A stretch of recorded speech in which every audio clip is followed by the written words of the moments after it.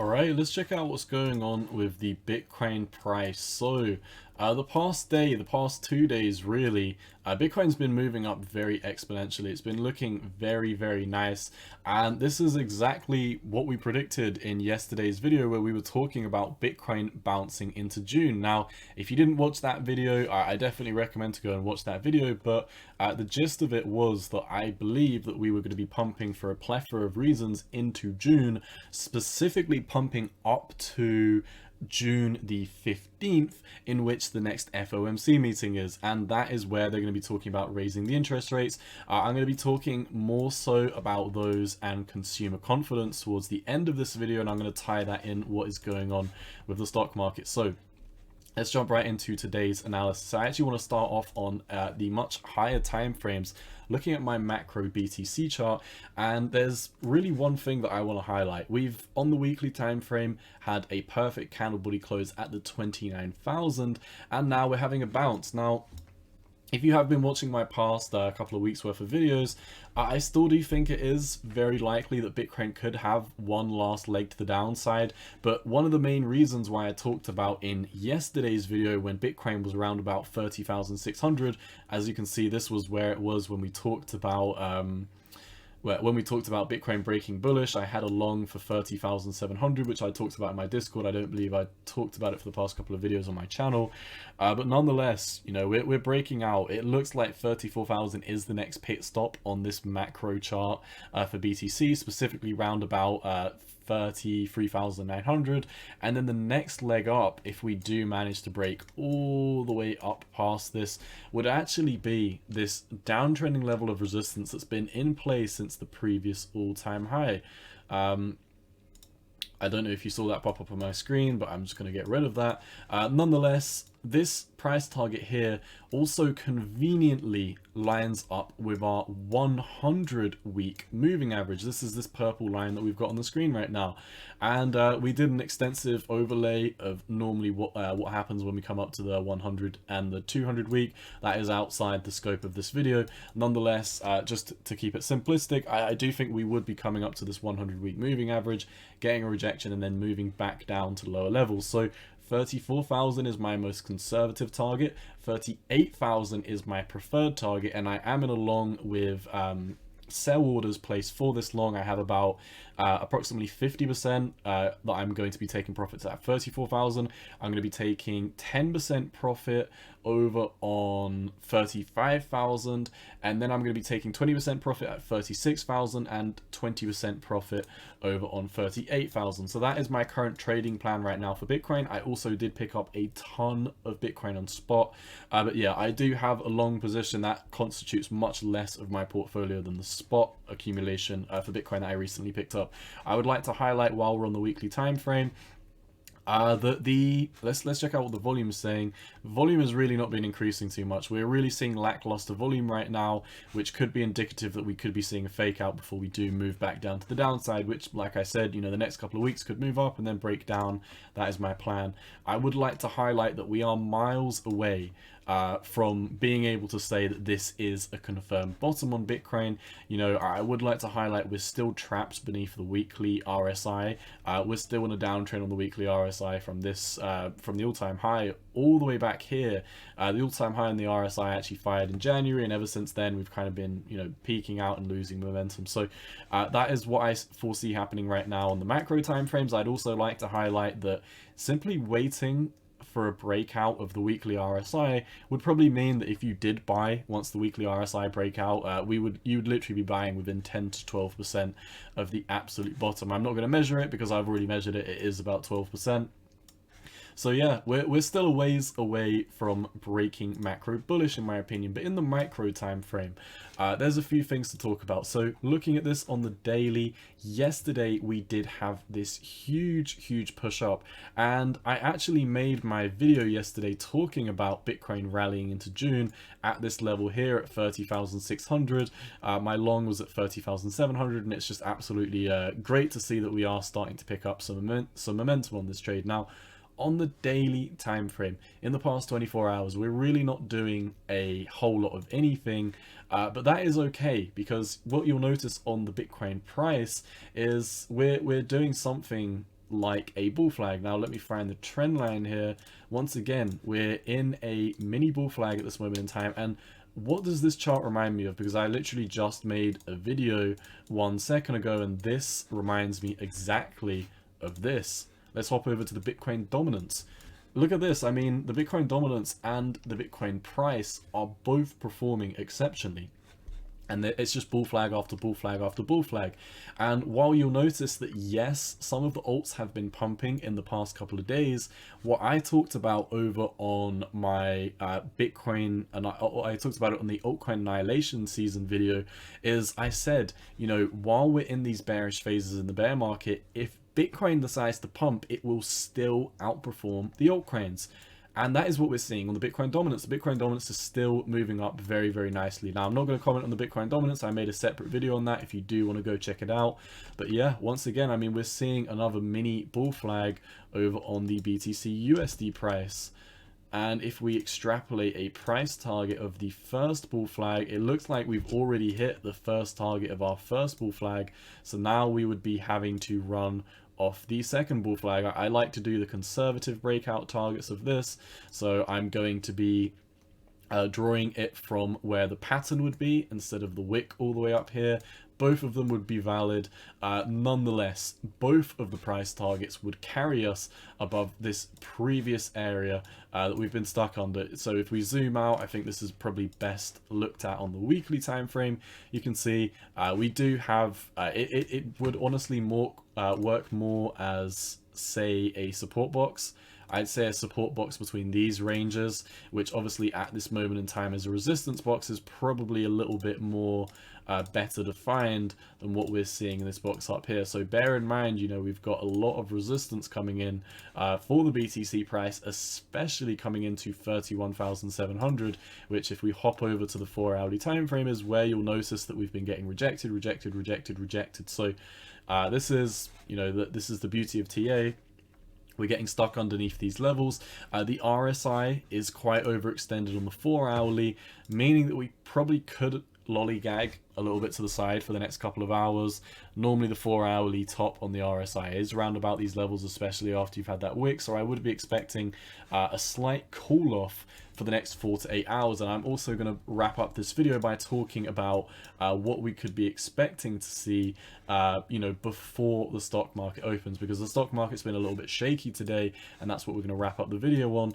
On the daily time frame for BTC USD, you know, once again, we're really not out of the blue. We are in this kind of slaughterfest zone where between the levels of 30,900 and all the way up here to 34,400, we are going to be finding ourselves within a heap of resistance. So be very careful if you do plan on trading this right now. What's also very, very interesting is, let's say, for example, because my theory was that Bitcoin would be pumping into June for the next 2 weeks up until the 15th, which is the next FOMC meeting.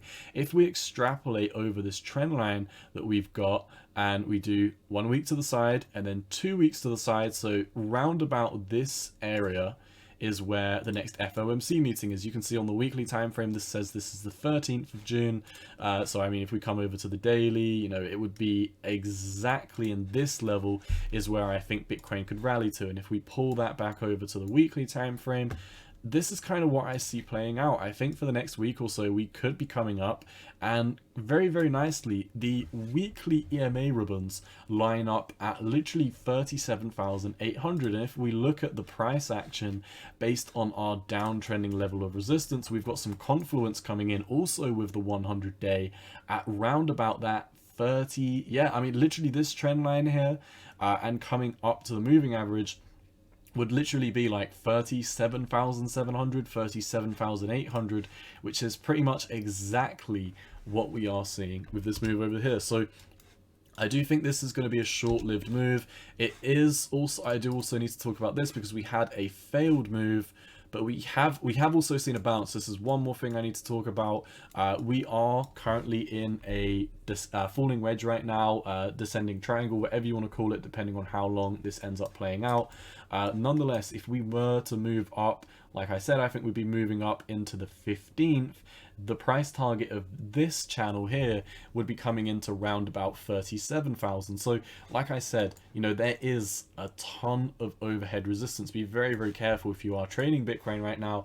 Yes, I'm personally longing Bitcoin right now, and I am also picking up a bunch of spot Bitcoin. The spot Bitcoin is, you know, you probably know this if you've watched my channel.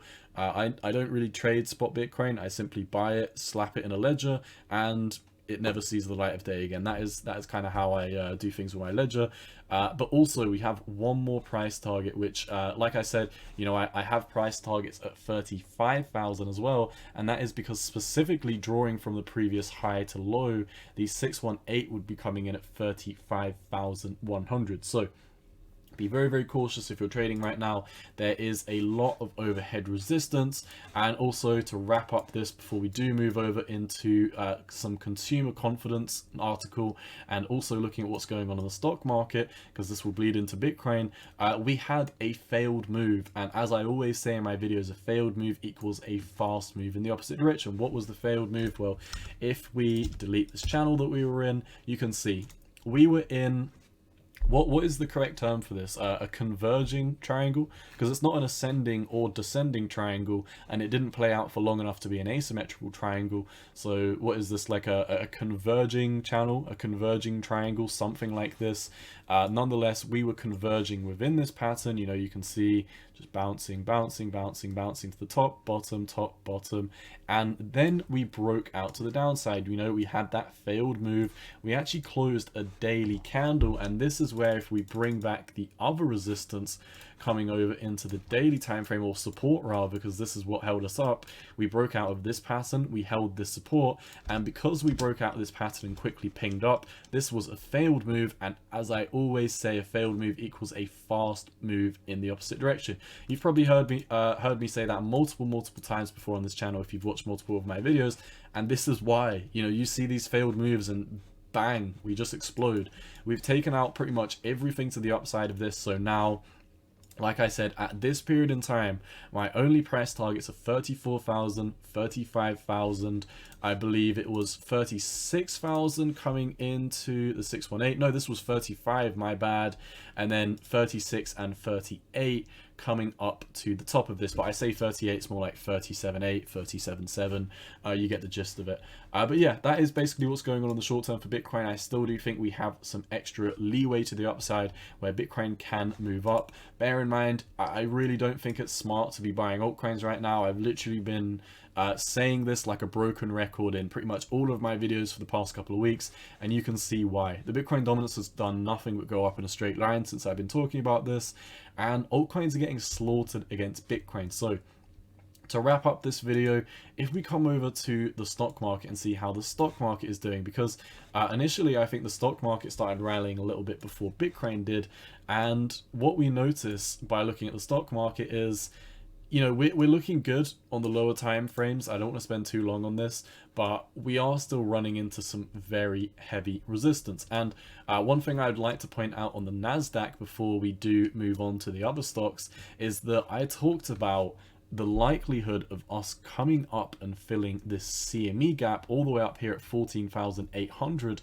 over on the NASDAQ. This was initially a 25% move that we were talking about playing out, and we're currently about another 17% away from filling this move. I definitely think this could happen in the next 2 weeks. Why do I think this can happen in the next 2 weeks? Because like I said, the next FOMC meeting is coming into the 15th. The 15th is going to be a massive day that we need to keep our eyes on. That is going to be the next time the Fed is going to be talking about whether they're raising interest rates or not. I think Powell and other some other bankers have already basically confirmed that it is almost 100% likely the basis points are once again getting increased by 50.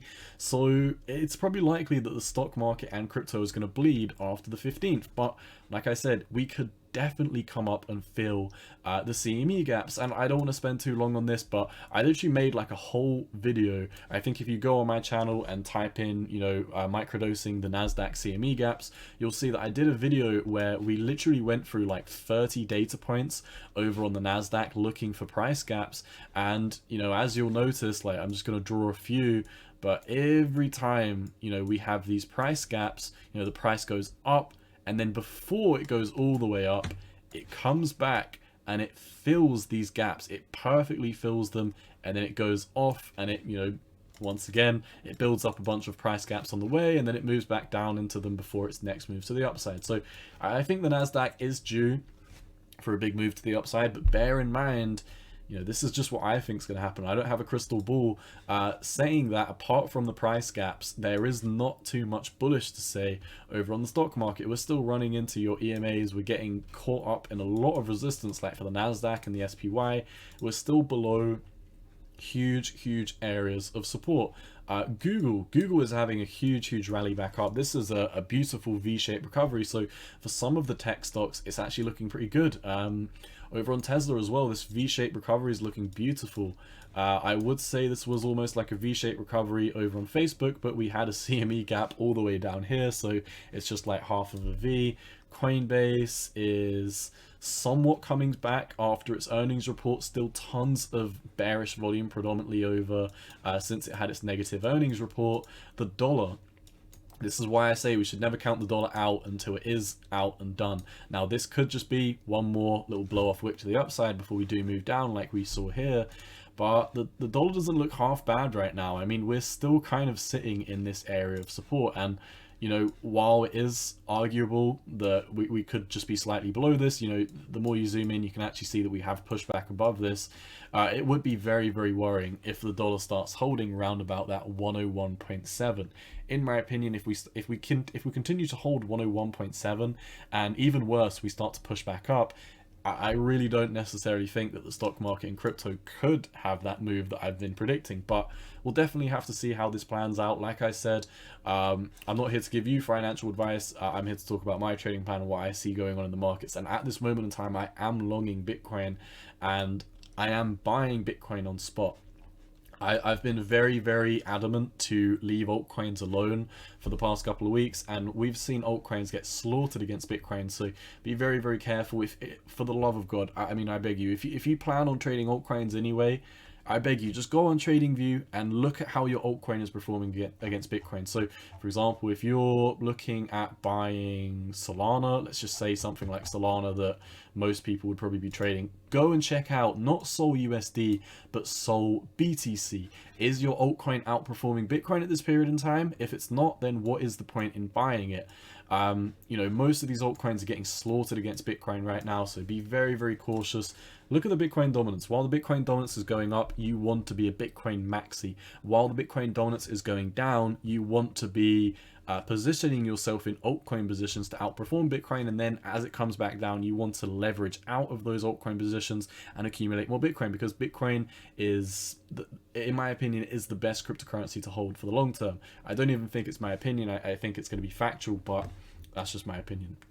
To wrap up this video, this came out quite recently. I believe it came out within the past 4 to 8 hours, and what you actually notice is within the past 4 hours or so over on the stock market, we started to move down. So we have moved down since this article came out, and this is obviously a big article talking about the US consumer confidence in the market, and what this simply means is, you know, how are consumers feeling from a psychological level with what's going on in the economy right now. And as you can see, the consumer confidence has declined ever so slightly since May. This is predominantly because of high inflation and rising interest rates. Now, you know, if you're not an economist, high inflation, it probably means, you know, you go to the store with $100, you can't buy the same bag of groceries as you did before.